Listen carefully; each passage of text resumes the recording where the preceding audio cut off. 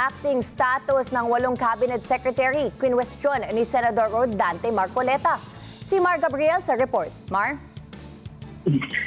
Sinita ni Senador Rodante Marcoleta ang pagiging acting secretary ng 8 miyembro ng gabinete ni Pangulong Ferdinand Marcos Jr. Kabilang narito ang executive secretary at mga kalihim ng Department of Finance, DPWH, DOJ, DBM, DENR, DOTR at ang Presidential Communications Office.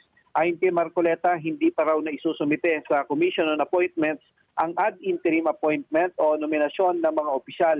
Malinaw daw ito na paglabag sa itinatakda ng konstitusyon ukol sa appointment ng mga miyembro ng gabinete. Git ng senador, hindi ito nararapat dahil mahalaga at masiselang trabaho ang kanilang ginagampanan sa kanilang mga ahensya.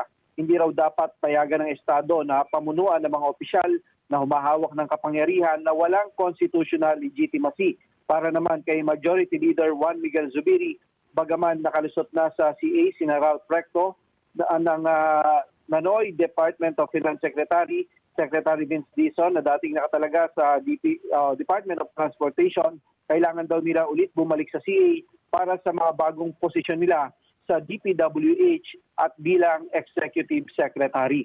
Para sa mata ng Agila, Mar Gabriel, matatag, matapang, matapat.